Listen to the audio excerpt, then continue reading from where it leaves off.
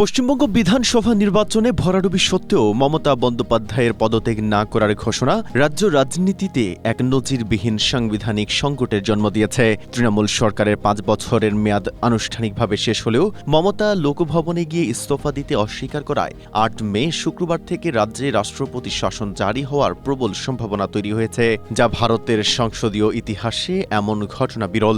সংবিধানের ১৭২ অনুচ্ছেদ অনুযায়ী মেয়াদ শেষ হওয়ার পর বিদায়ী সরকার আর ক্ষমতায় থাকতে পারে না। সাধারণত নির্বাচনের ফলাফল ঘোষণার পর মুখ্যমন্ত্রী পদত্যাগ করেন এবং রাজ্যপাল নতুন সরকার গঠন না হওয়া পর্যন্ত তাকে কেয়ারটেকার মুখ্যমন্ত্রী হিসেবে দায়িত্ব পালন করতে বলেন। কিন্তু মমতা বন্দ্যোপাধ্যায় পরাজয় স্বীকার না করে ইস্তফা না দেওয়ায় রাজ্যপাল বাধ্য হয়েই কেন্দ্রীয় শাসনের পথ বেছে নিতে পারেন। এদিকে নবনির্বাচিত বিধায়কদের তালিকা ইতিমধ্যে রাজ্যপালের কাছে পৌঁছেছে। বিজয়ী দল বিজেপি আগামী ৯ মে রবীন্দ্র জন্ম জয়ন্তীর পুণ্যলগ্নে শপথ গ্রহণের ঘোষণা দিয়ে রেখেছে। ফলে মমতার এই অনড় অবস্থানের কারণে নতুন সরকার গঠনের ঠিক আগের ২৪ ঘণ্টা পশ্চিমবঙ্গ কেন্দ্রীয় শাসনের অধীনেই চলে যাচ্ছে।